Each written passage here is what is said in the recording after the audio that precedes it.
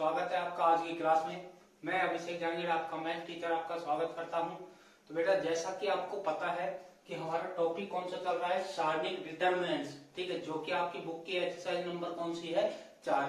ठीक है, पिछली क्लास में हमने देखा था एक्सरसाइज 4.1 को।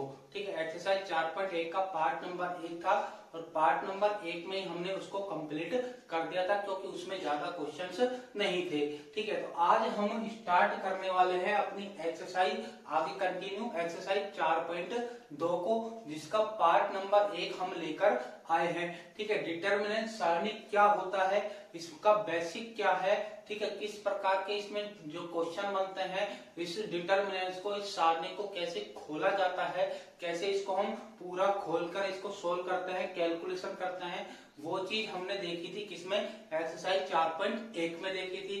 तो जिन बच्चों ने अभी तक 4.1 का वीडियो नहीं देखा है तो सबसे पहले वो 4.1 का वीडियो देखें। ठीक है, ताकि उन्हें सारणी को खोलना समझ में आए, किस प्रकार उसको खोला जाता है, ठीक है, और उसका बेसिक क्या है। ठीक है, इसके बाद हम 4.2 पार्ट नंबर 1 स्टार्ट करने जा रहे हैं। तो हम चलते हैं इसके क्वेश्चन पर। तो पहला क्वेश्चन 4.2 का क्या दिया गया है देखेंगे। आपकी बुक में क्वेश्चन दिया गया है, सारणिक है LM 2 3। ठीक है, ये सारणिक दिया गया है, बराबर 0 हो तो, बराबर 0 हमें दे रखा है, तो हमें क्या करना है, तो हमें L अनुपात M की वैल्यू ज्ञात करनी है। L अनुपात M की वैल्यू ज्ञात करनी है। ठीक है, L अनुपात M की वैल्यू हमें क्या करनी है, ज्ञात करनी है। तो बेटा L अनुपात का मतलब, L अनुपात M का मतलब ऐसा भी तो हम बोल सकते हैं कि L बटा M, L बटा M, इसको हम ऐसे भी बोल सकते हैं क्योंकि अनुपात को किस में लिखा जा सकता है, बटे में लिखा जा सकता है। तो L बटा M हमें ज्ञात करना है। तो हम क्या कर लेंगे, सिंपल सा सारणिक को खोल लेंगे। ठीक है, अब 2x2 का जब हमारे पास सारणिक है तो उस सारणी को खोलने का सिंपल सा तरीका क्या है कि एक एक को लेके चलो, या तो आप पंक्ति में चलो या स्तंभ में चलो। ठीक है, किसी में भी आप चल सकते हो। तो पंक्ति में जैसे कि मैं चलता हूं तो सबसे पहले मैं लूंगा किसको, L को मैं लूंगा, उसको किससे मल्टीप्लाई कर देंगे, L वाली पंक्ति और L वाला स्तंभ छोड़ दो, बचा क्या, 3 बचा, उससे इसको मल्टीप्लाई कर देंगे माइनस लगा के।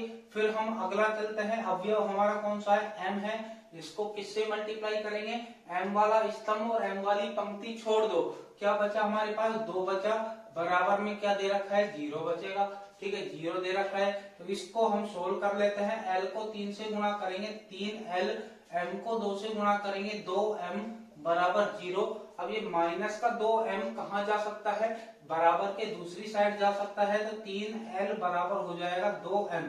माइनस का 2M इधर आ गया तो किसका हो गया, प्लस का। हमें वैल्यू ज्ञात करनी है L बटा M की, L बटा M की। तो L के नीचे हमें किसको लेके आना है, M को लेके आना है।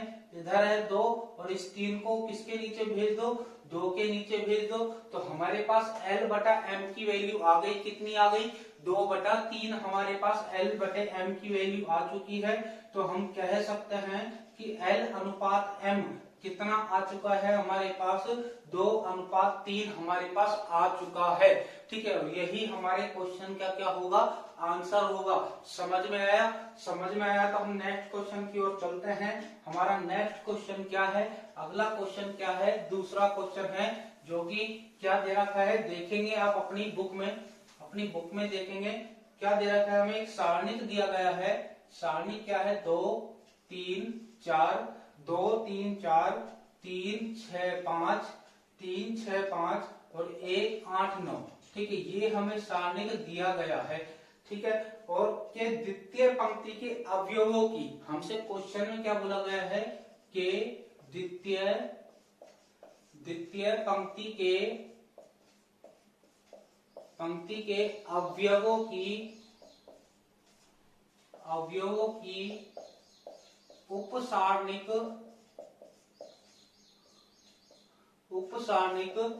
ज्ञात करें। ठीक है, हमें उपसारणिक निकालनी है किसकी, द्वितीय पंक्ति की। ये ध्यान रखना, किसकी निकालनी है, द्वितीय पंक्ति की निकालनी है, दूसरी पंक्ति की निकालनी है। दूसरी पंक्ति कौन सी है, ये वाली है, 3 6 5।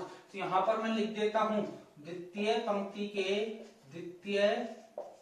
के अवयव अवयव जो हैं वो क्या है हमारे पास 3, 6 और 5। ठीक है, 3, 6 और 5।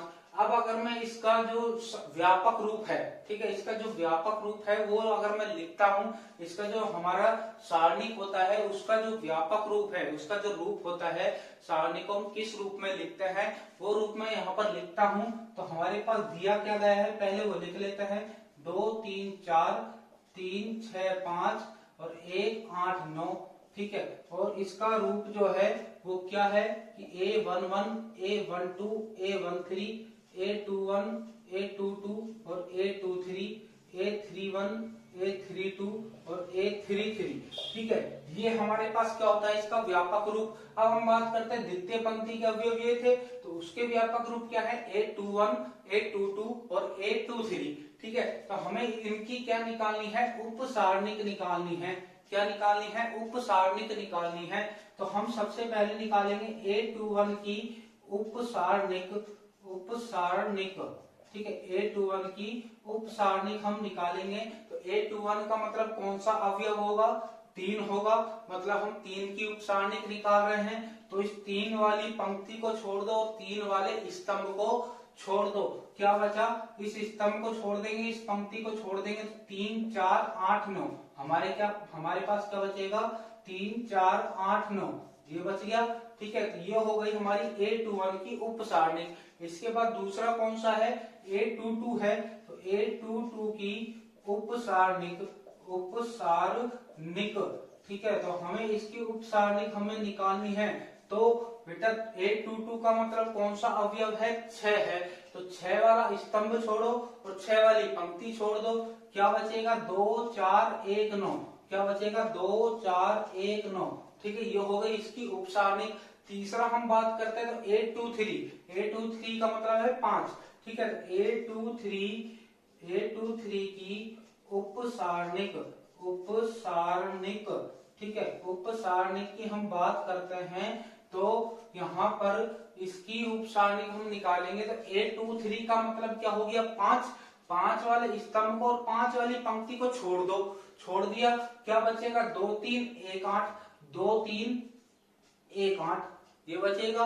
और यही हमारे क्या होंगे, इस क्वेश्चन के आंसर हो जाएंगे। यही क्या हो जाएंगे, आंसर हो जाएंगे। अगर आप इनको आगे सोल्व करना चाहते हो तो भी कर सकते हो, मतलब सारणिकों को खोलना चाहते हो तो भी खोल सकते हो, तो वो भी क्या हो जाएगा, करेक्ट आंसर माना जाएगा। ठीक है, फिलहाल हम यहीं पे छोड़ेंगे। आपकी बुक में जो आंसर दिया गया है वो यही दिया गया है। ठीक है, तो हम यही छोड़ देंगे इसको। आगे हम बात करते हैं अपने नेक्स्ट क्वेश्चन का, क्वेश्चन नंबर 3। तो क्वेश्चन नंबर 3 हमें क्या दिया गया है देखेंगे अपनी बुक में। क्वेश्चन नंबर 3 है,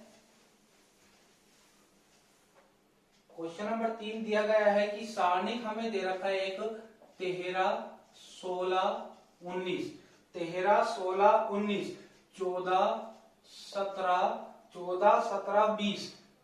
17, 20। ठीक है, और तीसरा हमें दिया गया है, तीसरी जो पंक्ति है वो 15, 18, 21, 15, 18, 21। ठीक है, ये हमें सारणिक दिया गया है और क्वेश्चन में पूछा है इस सारणिक का मान ज्ञात कीजिए। क्या करना है, सिंपल सा इसका मान निकालना है। तो बेटा आप क्या कर सकते हो, आप क्या करोगे, सारणिक को खोलोगे। ठीक है, आपका तरीका सही है, आप सारणिक को खोलोगे, कैलकुलेशन करोगे, आंसर निकालोगे, आपका सही माना जाएगा। ठीक है, परंतु यहाँ पर एक चीज ध्यान रखो, जो हमारे पास अंदर सारणी के अंदर संख्या बड़ी से बड़ी आती जाएगी तो हम उसको खोलेंगे, कैलकुलेशन करेंगे तो क्या टाइम नहीं लगेगा, क्योंकि कैलकुलेशन बड़ी होती जाएगी। ठीक है, बड़ी होती जाएगी तो कैलकुलेशन बड़ी ना हो। ठीक है, उसके लिए हम क्या यूज करते हैं, प्रॉपर्टीज का इस्तेमाल करते हैं, प्रॉपर्टीज को काम में लेते हैं। वो प्रॉपर्टीज किस प्रकार काम में ली जाती है वो हम सीखेंगे और आगे मैक्सिमम क्वेश्चन में हम प्रॉपर्टीज ही लगाएंगे।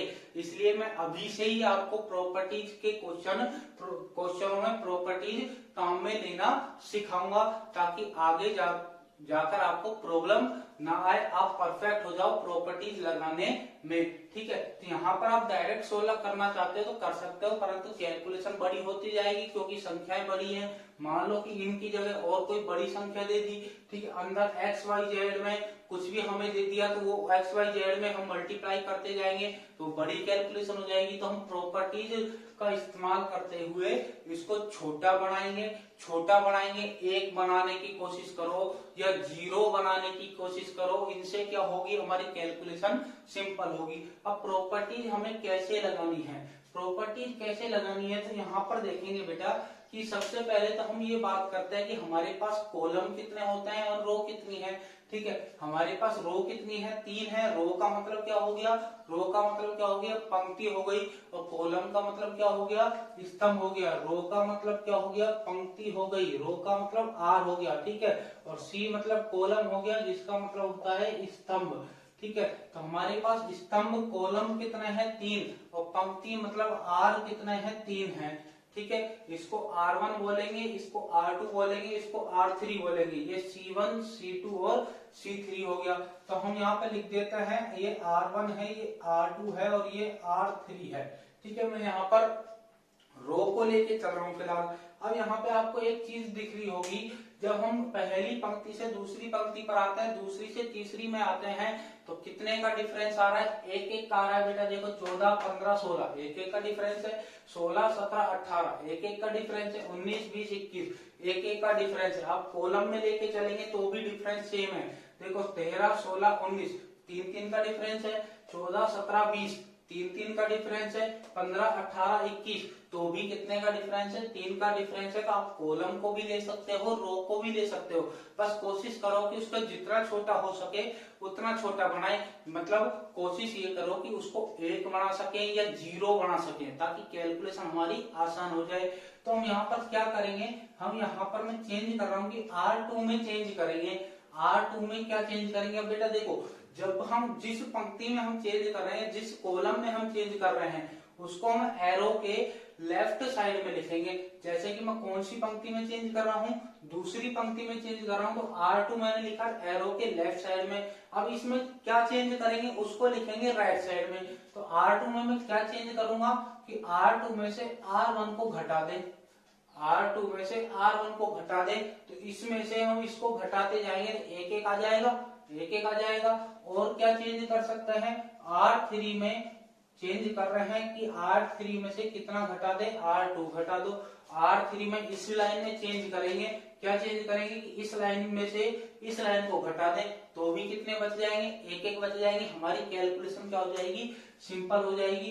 तो घटा देते हैं, घटा देते हैं। तो देखो पहली वाली लाइन में हमने कुछ भी चेंज नहीं करा, यहाँ पे आपको R1 नहीं दिखाई दे रहा। हम केवल किस में चेंज कर रहे हैं, दूसरी और तीसरी में। अब दूसरी पर आ गए तो दूसरी में चेंज करना है, क्या चेंज करना है कि दूसरी में से पहली वाली लाइन को घटा दो। दूसरी में से पहली वाली को घटाना, तो 14 में से 13 घटाएंगे, 14 माइनस 13। 17 में से 16 घटाएंगे, 17 माइनस 16। 20 में से 19 घटाएंगे, 20 माइनस 19। फिर तीसरी में चेंज करेंगे, तीसरी में क्या करेंगे कि तीसरी में से दूसरी को घटाएंगे। ठीक है, तो 15 माइनस 14 और 18 माइनस 17 और 21 माइनस 20। ठीक है, घटा दिया। तो अब हम सोल्व कर लेते हैं इनको। सोल्व करेंगे तो क्या बचेगा, 13, 16, 19। 13, 16, 19, यहाँ पर एक एक एक, इनको घटाएंगे तो क्या बचेंगे, एक एक बचेंगे। तो मैंने बोला ना, कोशिश करो 1 बनाने की या 0 बनाने की। अब और भी आप कर सकते हो, 0 बना सकते हो। कैसे, इस वाली लाइन में से इस वाली लाइन को घटा दो, 0 बन जाएगा। ठीक है, परंतु हम बिना 0 बनाए भी अब यहाँ पर इसको सोल्व कर सकते हैं, और क्योंकि यहाँ पर हमारी कैलकुलेशन क्या हो गई, इजी हो चुकी है। ठीक है, क्योंकि 1 से भी हमारी कैलकुलेशन क्या हो जाएगी, इजी हो जाएगी। तो अब हम इसको खोलते हैं। कैसे खोलेंगे, सबसे पहले हम 13 को लेंगे। 13 को हम लेंगे तो ये वाला स्तंभ और ये पंक्ति को छोड़ दो। 1 को 1 से गुणा करेंगे, 1 माइनस 1 को 1 से गुणा करेंगे, 1 क्रोशी तो गुणा करते हैं, जो बच जाते हैं। फिर आएगा माइनस। ठीक है, ये चीज मैंने आपको सिखाई थी 4.1 में। ठीक है, इसलिए मैं कह रहा हूँ जिन्होंने 4.1 का वीडियो नहीं देखा है वो देखें। ठीक है, फिर आएगा माइनस। इसके बाद हम लेंगे 16, 16 लेंगे तो ये स्तंभ और ये वाली पंक्ति छोड़ दो, तो ये दो बचे, ये दो बचे, क्रॉस मल्टीप्लाई कर दो, 1 एकम 1, 1 एकम 1। फिर आ जाएगा प्लस, प्लस आ जाएगा तो 19 लेंगे। 19 लेंगे तो इसको और इसको छोड़ दो, 1 एकम 1 माइनस 1 एकम 1। ठीक है, ये आ गया। अब यहाँ पे देखो 13 गुणा में क्या बचेगा 0, 16 गुणा में क्या बचेगा 0, 19 गुणा में क्या बचेगा 0। तो ये क्या पूरा 0 नहीं हो जाएगा? पूरा 0 हो जाएगा। तो यही हमारा इस क्वेश्चन का क्या हो जाएगा? आंसर हो जाएगा। समझ में आया? समझ में आया तो नेक्स्ट क्वेश्चन की ओर चलते हैं, और नहीं समझ में आया तो कमेंट करके जरूर बताएं कि क्या समझ में नहीं आया। ठीक है, और वीडियो को लाइक जरूर करें, सब्सक्राइब करना भी ना भूलें, और अपने दोस्तों रिश्तेदारों को क्या करें? शेयर जरूर करें, वीडियो को शेयर जरूर करें। ठीक है, तो हम देखते हैं अगला क्वेश्चन। हमारा नेक्स्ट क्वेश्चन क्या है? क्वेश्चन नंबर हमारा आ चुका है अब क्वेश्चन नंबर 4। ठीक है, एक्सरसाइज 4.2 का क्वेश्चन नंबर 4 आ चुका है। क्वेश्चन नंबर 4 क्या है? आपको थ्योरेटिकल क्वेश्चन दिया गया है। क्या दिया गया है? यदि किसी सारणी के आपको आपकी स्क्रीन पर क्वेश्चन दिखाई दे रहा होगा, यदि किसी सारणी के प्रथम व तृतीय स्तंभों को आपस में बदल दिया जाए तो सारणी के मान पर क्या प्रभाव पड़ेगा? ठीक है, आपकी स्क्रीन पर क्वेश्चन दिख रहा होगा जो मैंने बोला है। यदि किसी सारणी के प्रथम व तृतीय स्तंभों को, किस को? पहले और तीसरे स्तंभों को हमें आपस में बदलना है। ठीक है, आपस में बदलना है मतलब पहले के स्थान पर तीसरा आ जाना चाहिए और तीसरे के स्थान पर पहला आ जाना चाहिए।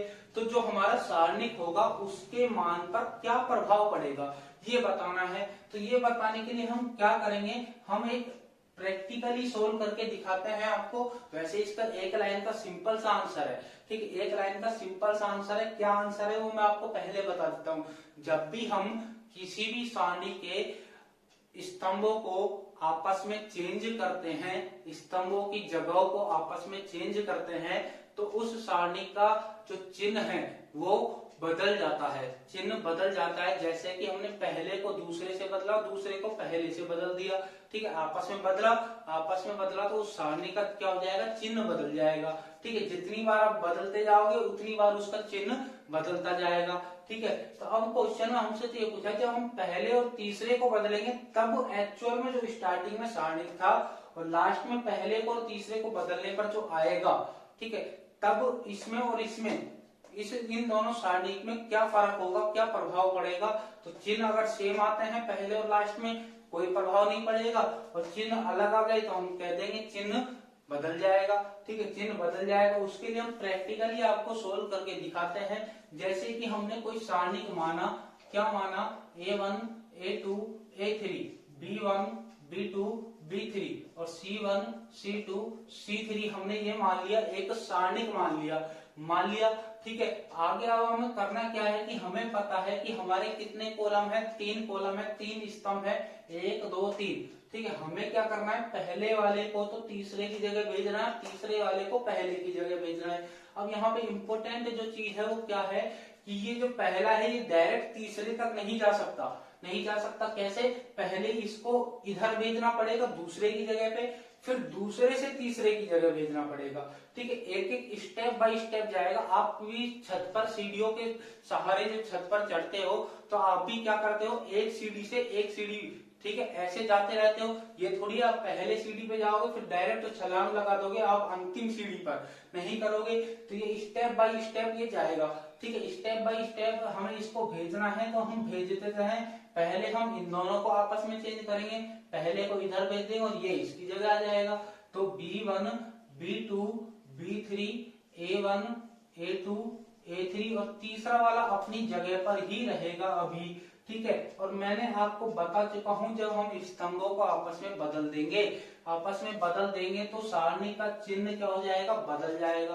तो हमने स्तंभों को बदला, चिन्ह बदल गया, पहले प्लस का था माइनस का हो गया। फिर हम दोबारा बदलेंगे अब हमें पहला वाला हमें लेके कहा जाना था? तीसरे की जगह लेके जाना है। तो पहला वाला तो अभी यहाँ पर है, इसको तीसरे की जगह लेके जाना है, तो अब इसको बदल दो।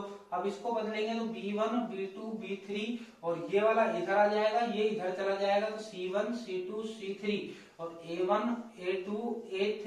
ठीक है, चिन्ह किसका बदलेगा? सारणी का माइनस का था, अब किसका हो जाएगा? वापस से प्लस का हो जाएगा। फिर हमें दोबारा बदलना है। अब दोबारा क्यों बदलना है? बदलना क्यों है कि पहले वाले को तीसरे की जगह भेजो, तीसरे वाले को पहले की जगह भेजो। पहला वाला जो था ये तीसरे की जगह पहुंच गया, परंतु जो तीसरा वाला था ये अभी पहले की जगह नहीं पहुंचा, ये किसकी जगह पर है, अभी दूसरे की जगह पर है।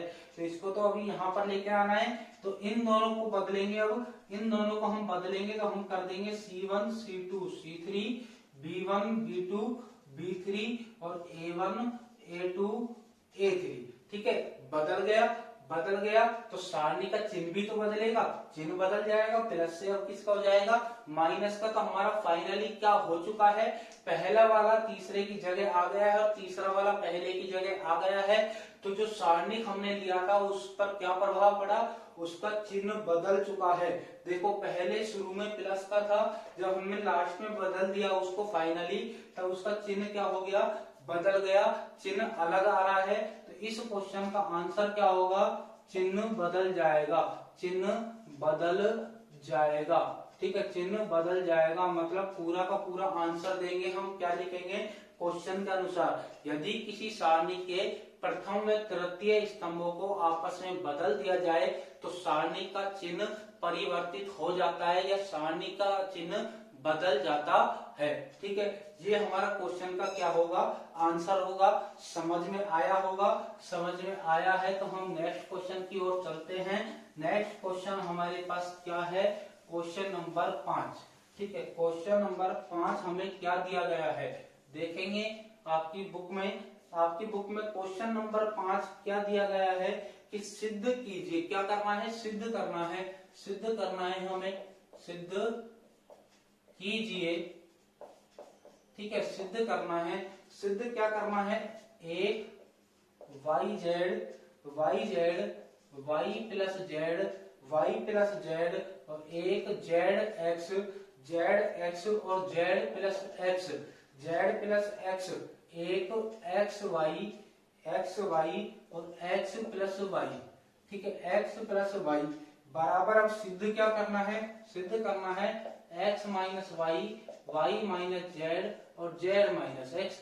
ये चीज हमें सिद्ध करनी है। तो बेटा मैंने क्या बताया था कि सारणी को आप पूरा खोलोगे, कैलकुलेशन बड़ी होगी नहीं होगी, अंदर के अवयवों को देखकर ही आपको पता लग जाएगा कैलकुलेशन बड़ी होगी छोटी कैसे करेंगे, प्रॉपर्टीज का इस्तेमाल करते हुए। प्रॉपर्टीज मैंने कैसे बोला था, या तो कोशिश करो एक बनाने की या जीरो बनाने की। एक बना हुआ है, जीरो बना सकते हैं, बिल्कुल बना सकते हैं। किस किस में चेंज कर दो, R2 में चेंज कर दो, R3 में चेंज कर दो, R2 में चेंज कर दो, R3 में। यहाँ पर दो जगह जीरो बना दो, दो जगह बना देते हैं। R2 में क्या चेंज करेंगे कि R2 में से R1 को घटा दो, इसमें से इसको घटा दो, एक में से एक जाएगा, जीरो बच जाएगा, और इसमें से इसको घटा दो तो एक में से एक जाएगा, जीरो बचेगा। तो यहाँ पर R3 में से R2 घटा देंगे, घटा लेते हैं। ठीक है, घटा लेते हैं, बड़ा ही सिंपल है। 1 वाई जेड और वाई प्लस जेड, पहले वाले में कोई चेंज नहीं था, पहले वाले को लिख दिया। दूसरे वाले में करना है, दूसरे वाले में हमें क्या करना है कि दूसरे वाले में से पहले वाली पंक्ति को घटाना है, घटाते जाओ, एक में से एक घटाएंगे। ठीक है, एक माइनस एक। ठीक है, जेड एक्स में से वाई जेड घटाएंगे, Z X minus Y Z. ठीक है, जेड प्लस एक्स में से हमें किसको घटाना है, वाई प्लस जेड घटाना है। तो यहाँ पर लगा देंगे माइनस, क्योंकि घटाना है, और वाई प्लस जेड। ठीक है, ये हमने कर दिया। अब इसके बाद अब आते हैं तीसरी पंक्ति पर। तीसरी पंक्ति में क्या करना है, तीसरी पंक्ति में से दूसरी पंक्ति को घटाना है। ठीक है, तीसरी पंक्ति में से दूसरी पंक्ति को घटाना है, एक माइनस एक करेंगे, X Y minus Z X करेंगे, और एक्स प्लस वाई में से घटा देंगे किसको, जेड प्लस एक्स को घटा देंगे। ठीक है, ये हमने कर लिया है इसका घटाना। ठीक है, हमने क्या कर दिया है, प्रॉपर्टीज का इस्तेमाल कर लिया। अब हम इसको सोल्व करते हैं आगे।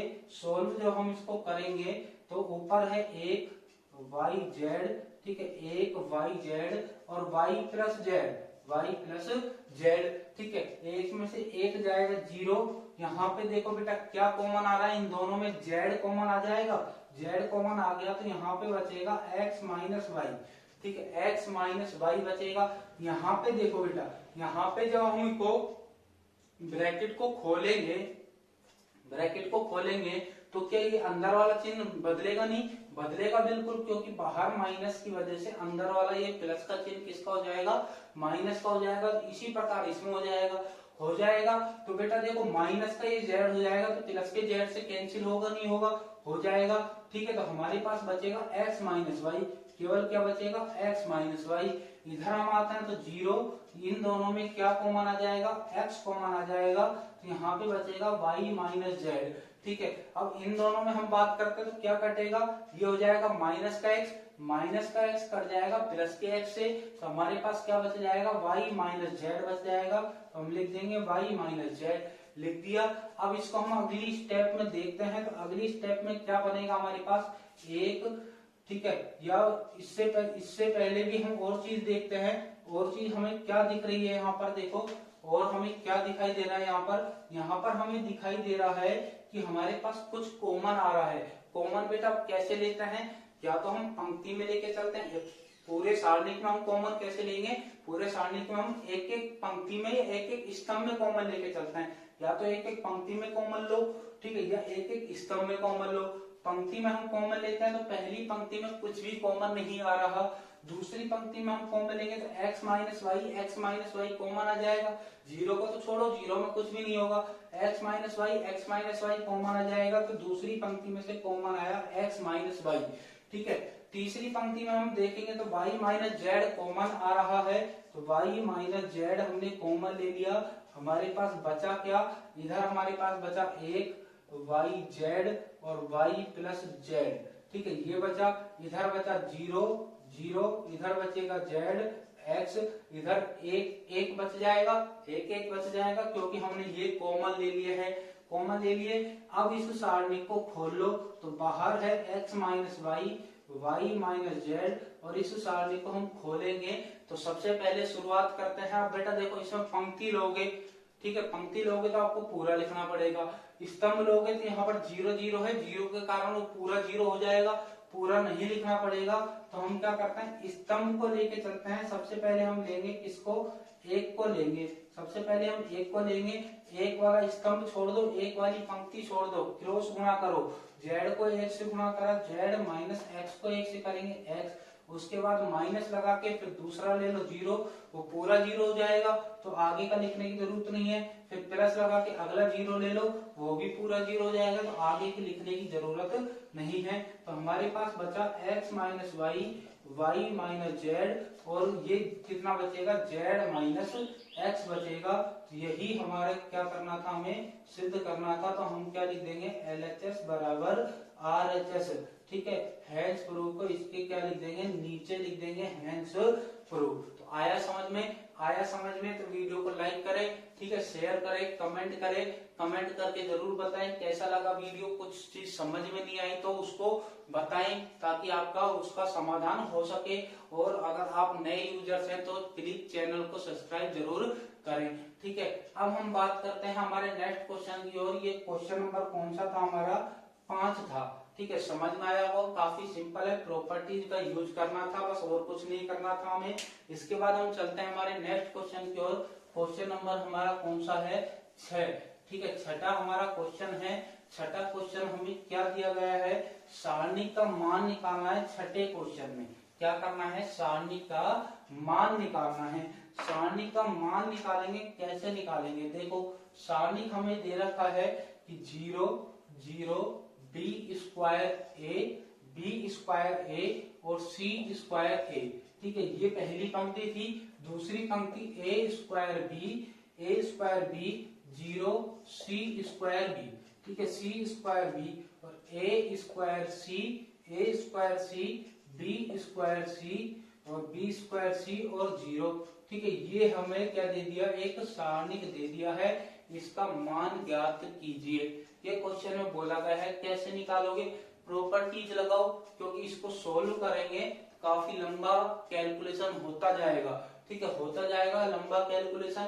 प्रॉपर्टीज लगाएंगे। प्रॉपर्टीज किस में लगाए? कॉलम में लगाए, रो में लगाए, वो आपको देखना है कि हम किस प्रकार इसको छोटा कर सकते हैं। ठीक है, या आप मैं सीधा क्या कहूं कि इसको आप डायरेक्ट कर लो बिना प्रॉपर्टीज के।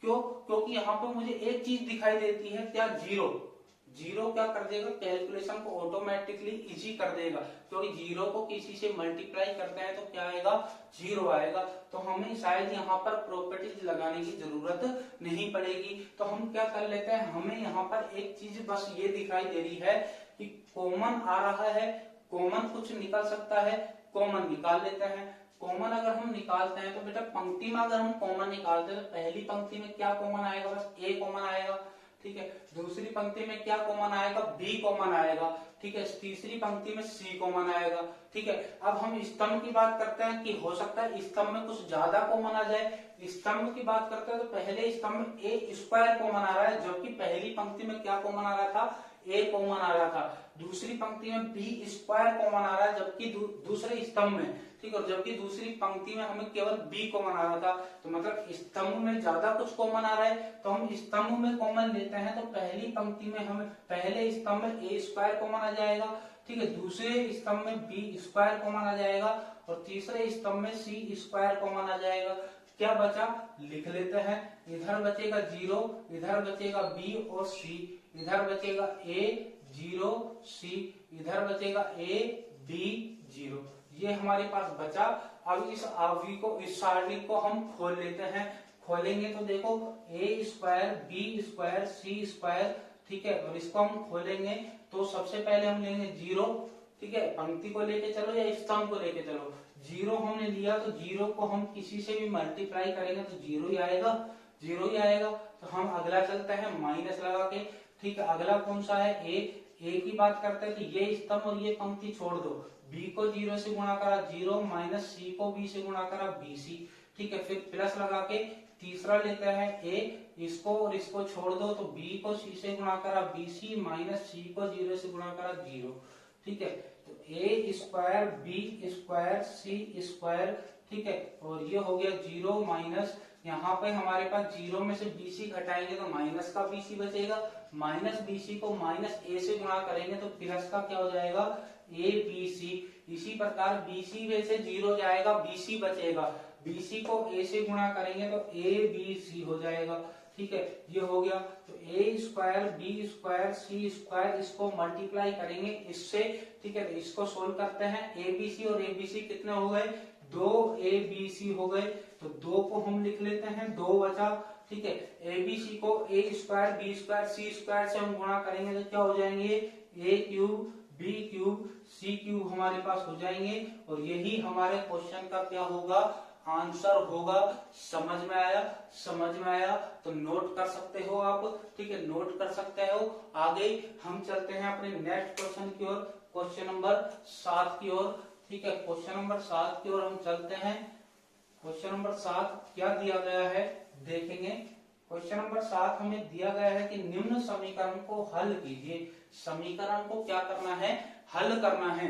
हल करना है तो समीकरण में क्या दे रखा है, देखो x माइनस 2, ठीक है। x minus 2, 2x minus 3, 2x minus 3 और 3x माइनस 4। इसके बाद दूसरी पंक्ति है x माइनस 4 और 2x माइनस 9, 2x माइनस 9 और 3x माइनस 16, ठीक है। 3x माइनस 16, x माइनस 8 और 2x माइनस 27, 2x माइनस 27 और 3x माइनस 64, ठीक है। ये हो गया हमारा, क्या हो गया, सारणिक हो गया। बराबर जीरो दिया गया है, तो बराबर जीरो दिया गया है तो इससे हमें पता लग गया कि हमें समीकरण को हल करने का मतलब, यहाँ पर क्वेश्चन क्या पूछ रहा है, x की वैल्यू पूछ रहा है, x का मान पूछ रहा है। x का मान यहाँ पर क्या होगा, ठीक है। x का मान निकालने के लिए हम इसको खोलेंगे। डायरेक्टली अगर हम खोलते हैं तो बड़ा होगा, कैलकुलेशन बड़ी होगी। प्रॉपर्टीज लगा के इसको छोटा करते हैं, छोटा। अब इसको कैसे कर सकते हैं, किस में से किसको घटाएं, तो कोशिश करो यहाँ पर जीरो बनाने की, एक बनाने की। ये नहीं हो रहा है तो ये कोशिश करो कि x खत्म करें ताकि x की पावर बढ़े ना, ठीक है। x को x से मल्टीप्लाई करते जाते हैं तो पावर बढ़ती है, तो हम x कम कर दें तो पावर भी क्या होती जाएगी, कम होती जाएगी, ठीक है। तो हम क्या करेंगे, x को भी कम करने की सोचते हैं। x को कैसे कम कर सकते हैं, देखो x में से x जाएगा जीरो 2x में से 2x जाएगा 0, 3x में से 3x जाएगा 0, फिर x में से x जाएगा 0, ठीक है, ये कट जाएंगे, मतलब जो संख्या बचेंगी वो बचेंगी बस, ठीक है। 2x में से 2x कट जाएगा, 3x में से 3x कट जाएगा, तो ये तो कहीं पे तो खत्म हो रहे हैं, तो हम क्या करेंगे, हम दूसरी और तीसरी में चेंज कर लेते हैं। दूसरी में क्या चेंज करेंगे, दूसरी वाली को पहली वाली से घटा देंगे, दूसरी में से पहली वाली को घटा देंगे, और तीसरी में हम क्या चेंज करेंगे कि तीसरी में से दूसरी पंक्ति को घटा दें, ठीक है। तो x क्या हो जाएंगे, थोड़े कम हो जाएंगे। तो पहली पंक्ति में हमने कुछ भी चेंज नहीं किया, इसको हम ऐसा का ऐसा लिख देंगे, लिख दिया। अब दूसरी में हम क्या चेंज कर रहे हैं, दूसरी में से पहली पंक्ति को घटा रहे हैं, तो घटाएं डायरेक्ट, कैसे घटाएंगे, देखो x में से x घटा देंगे, 0 बच जाएगा। चलो मैं घटा के दिखा देता हूँ, x - 2 में से घटाना है किसको, सॉरी x - 4 में से, क्योंकि दूसरी में से पहली घटा रहे हैं ना, तो x - 4 में से घटाएंगे x - 2। अब घटाने का चिन्ह आ गया तो अंदर वाला चिन्ह बदलेगा, यहाँ पे x - 2 की जगह क्या हो जाएगा, x + 2। ये बात आई समझ में, ठीक है। इसी प्रकार इसमें से इसको घटाएंगे तो ये वाला चिन्ह बदलेगा, 2x - 9 में से घटाएंगे 2x + 3। इसी प्रकार इसका चिन्ह बदल जाएगा, जिसको घटा रहे हैं उसका चिन्ह बदलेगा, ठीक है। इसी प्रकार नीचे घटा देते हैं। तीसरी में हमें क्या चेंज करना है, तीसरी में से दूसरी पंक्ति को घटाना है, तो x - 8 में से x - 4 घटाएंगे, तो माइनस का 4 किसका हो जाएगा, प्लस का हो जाएगा। तो x - 8 में से x + 4 घटाएंगे, 2x - 27 में से कितना घटा देंगे, 2x + 9 हो जाएगा, ठीक है। और 3x - 64 - 3x, और आगे क्या है, माइनस का 16 किसको हो जाएगा, प्लस का 16 हो जाएगा, ठीक है। यहाँ तक की बात समझ में आई होगी। अब इसको लिख लेते हैं, क्या बचा, x - 2 बचा, ठीक है। यहाँ पर पहले मैं एक एक स्तंभों को लिख के चल रहा हूँ, देखो ये कैंसिल, ये कैंसिल, ये कैंसिल हो जाएगा, ये हो जाएगा, ये भी हो जाएगा, और ये भी हो जाएगा, ठीक है। यहाँ पे क्या बचा, -4 में से +2 जाएंगे तो -2 बचेंगे, -8 में से +4 जाएंगे, ठीक है, तो -4 बचेंगे, ठीक है, -4 बचेंगे। इसके बाद ऊपर हमारे पास बचेगा 2x - 3, -9 में से +3 जाएंगे तो -6 बच जाएंगे। अब -27 में से +9 घटाने हैं, ठीक है, तो कितने बच जाएंगे, -18, 9 × 27 होता है, तो 18 बच जाएंगे, ठीक है। इसके बाद -16 में से 4 घटाना है, पहले ऊपर वाला लिखते हैं, 3x - 4, -16 में से प्लस का 4 घटाएंगे तो -12 बचेंगे, और -64 में से +16 घटाने हैं, तो 14 में से 6 गए, 8 बचे, इधर 5 में से 1 गया, 4 बचा, -48, ठीक है। 16 चौक 64 होता है, और 16 तिया 48 होता है, 16 दूनी 32, 16 तिया 48 हो गया, ठीक है। ये हो गया हमारा सारणिक हो गया, ठीक है। अब हम क्या कर सकते हैं, और क्या कर सकते हैं, कॉमन ले सकते हैं। कॉमन आ रहा है, देखो क्या कॉमन आ रहा है, इनमें 2 आ रहा है कॉमन, पहली जो सॉरी दूसरी पंक्ति में 2 कॉमन आ रहा है, क्योंकि सब में किसका भाग जा रहा है, 2 का जा रहा है, और तीसरी पंक्ति में भी 2 का भाग जा रहा है, तो क्या कॉमन आ सकता है, 2 आ सकता है। और साथ में हम इनके माइनस के चिन्ह भी तो कॉमन ले सकते हैं, तो माइनस के चिन्ह हम कॉमन ले लेंगे, तो दूसरी पंक्ति में कॉमन आएगा -2, तीसरी पंक्ति में कॉमन आएगा -2, बाकी बचा क्या, लिख लो, क्या बचा, x - 2, 2x - 3, 3x - 4, इधर बचेगा 1, इधर बचेगा 3, 2 का भाग दे लो, क्योंकि हमने 2 कॉमन लिया है, माइनस को कॉमन ले लिया, माइनस को तो हटा ही दो, 2 × 12, ठीक है। इधर 2 का भाग देंगे, 2 दूनी 4, 2 नाम 18, और 2 दूनी 4, 2 चौक 8, 24। अब हम आप इस सारणी को खोल लेते हैं, बाहर वालों को मल्टीप्लाई करेंगे, -2 को -2 से गुणा करेंगे तो माइनस माइनस प्लस, 2 दूनी क्या हो जाएगा, 4 हो जाएगा। आवि को खोल लेते हैं, आवि को खोलेंगे, उससे पहले यहाँ पर ध्यान देना कि हमारा बराबर में क्या चल रहा है, 0 चल रहा है, ठीक है, 0 चल रहा है। x - 2 को लेंगे, x - 2 को लिया, तो ये स्तंभ और ये पंक्ति छोड़ दो, बाकी को क्रॉस मल्टीप्लाई करके घटा दो, तो 3 को 24 से गुणा करेंगे, 24 दूनी 48, 24 तिया 72, तो 24 तिया 72 हो जाएगा, माइनस 9 को कितना हो जाएगा, 54, फिर आएगा माइनस, दूसरा वाला लेते हैं 2x - 3, इसको हमने लिया, इसको स्तंभ को और पंक्ति को छोड़ दो, क्रॉस मल्टीप्लाई करके घटा दो, 1 को 24 से करेंगे तो 24, माइनस 6 को 2 से करेंगे 6 दूनी 12, ठीक है। तीसरा ले लो प्लस लगा के 3x माइनस 4, ठीक है। तीसरे में क्या बचेगा, स्तंभ और पंक्ति को छोड़ो, 9 एकम 9 माइनस 3 दूनी 6, 9 एकम 9 माइनस 3 दूनी 6, तो ये हो गया हमारे पास। तो 4 को हम क्या कर लेते हैं, इस 4 को हम भाग में भेज देंगे, बराबर में क्या चल रहा था, 0 चल रहा था, तो इस 4 को तो हम किस में भेज देंगे, 0 के बराबर में भेज देंगे, 0 के भाग में जाएगा, 0 में 4 का भाग लगाएंगे 0 आएगा, ये 4 क्या बन जाएगा, उधर जाके 0 बन जाएगा बिल्कुल। तो इस 4 को हम क्या कर देते हैं, हटा देते हैं, ठीक है। हटा दिया, हमारे पास बचा क्या, x माइनस 2 बचा। या डायरेक्ट अगर हम कैलकुलेशन करते हैं तो देखो क्या होगी, 72 में से 54 को घटाओ पहले, ठीक है। 72 में से किसको घटाओ, 54 को घटाओ, 72 में से 54 को घटा देते तो 6 इधर बचे, ठीक है। ये देखो यहाँ पर वैसे ही हम घटा लेते हैं, या पूरा मैं कराता हूँ आपको, तो x माइनस 2 मल्टीप्लाई करेंगे, ठीक है, एक स्टेप बढ़ेगी, ठीक है। 72 में से हम 54 को घटाएंगे तो 12 में 4 गए 8 बचे, और यहाँ पर 6 में से 5 गए 1 बचा 18, ठीक है। माइनस 2x माइनस 3, और 24 में से 12 घटा तो 12 बचा, प्लस 3x माइनस 4, इसको मल्टीप्लाई करेंगे, 9 में 6 गया 3, ठीक है। आगे अब हम सोल्व कर लेते हैं, इसको सोल्व करेंगे इसको, तो हमारे पास 18 को x से गुणा करा, 18 को 2 से करेंगे, 18 दूनी 36, माइनस 2x, 12 को हम 2x से करेंगे, 12 दूनी 24x। अब ध्यान रखना, क्या ध्यान रखोगे, माइनस है, जैसे ही ब्रैकेट को खोलेंगे तो ये चिन्ह क्या हो जाएगा, चेंज हो जाएगा, प्लस का हो जाएगा, 12 तिया 36, फिर प्लस 3 को 3x से गुणा करेंगे 9x, और 3 को 4 से करेंगे 4 तिया 12, बराबर में क्या चल रहा है, 0 चल रहा है।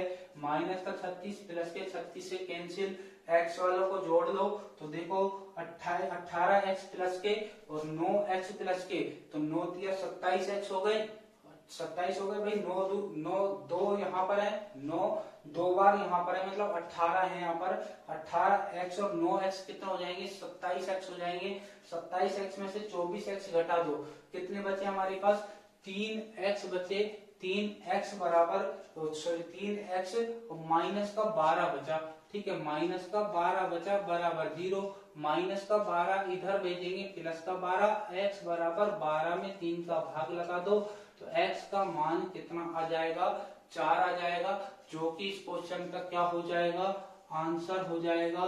तो समझ में आया, ये था सॉल्यूशन क्वेश्चन नंबर 7 का, तो समझ में आया होगा। समझ में आया है तो मैं बता देता हूँ, ये था हमारा पार्ट नंबर 1, ठीक है। पार्ट नंबर 1 था 4.2 का, नेक्स्ट क्लास हम लेकर आएंगे पार्ट नंबर 2 4.2 की, ठीक है। 4.2 का पार्ट नंबर 2 हम लेकर आएंगे, और उस पार्ट नंबर 2 में हम एक्सरसाइज 4.2 को कंप्लीट करने वाले हैं, ठीक है, कंप्लीट करने वाले हैं। तो आप यूट्यूब चैनल अभिचन स्टडी पॉइंट से आप लगातार जुड़े रहें, नोटिफिकेशन आपको मिल जाएगा अगर आपने बेल आइकन को दबा रखा है और चैनल को सब्सक्राइब कर रखा है, ठीक है। तो आप वीडियो को लगातार आपको प्रोवाइड कराई जा रही है, आप अपनी पढ़ाई को रेगुलर रखिए, घर पे बैठे बैठे आप पढ़ना है, आपको नोट डाउन भी करते रहिए, ठीक है। ये नहीं कि आप नोट डाउन भी नहीं करें, नोट डाउन भी करते रहिए, क्योंकि हम यहाँ देखते हैं फिर भूल जाते हैं, तो आप नोट डाउन करोगे या बार बार वीडियो को देखते रहोगे, नोट डाउन करोगे तो आप कॉपी खुलेगी, ठीक है। वीडियो को भी बार बार देखें, जहां समझ में नहीं आए फिर आप वीडियो को चलाएं देखें, ठीक है। ये था हमारा पार्ट नंबर 1, आगे हम पार्ट नंबर 2 में मिलेंगे, ठीक है। तो आज की क्लास हमारी यहीं पर समाप्त होती है। तो मेरी आपसे बस यही रिक्वेस्ट है कि आपको क्लास आज की कैसी लगी, उसके लिए आप कमेंट करके जरूर बताएं, जैसा भी है, अच्छा है बुरा है, आपको कोई क्वेश्चन समझ में नहीं आया, जैसा भी है वो आप कमेंट करके बताएं, आपकी प्रॉब्लम का सॉल्यूशन जरूर किया जाएगा। अच्छा लगा तो वीडियो को लाइक करें, शेयर करना ना भूलें, और चैनल को ज्यादा से ज्यादा शेयर करते रहें, ठीक है। शेयर करते रहें अपने दोस्तों को, फ्रेंडों को, रिश्तेदारों को, जहां भी आप शेयर करना चाहें शेयर कर सकते हैं, और चैनल को सब्सक्राइब करना बिल्कुल ना भूलें, बिल्कुल ना भूलें, और बेल आइकन को दबा दें ताकि आपको नोटिफिकेशन मिल जाए तुरंत, ठीक है। तो इसी के साथ मैं अभिषेक जांगिड़ आपसे इजाजत लेता हूँ, थैंक यू।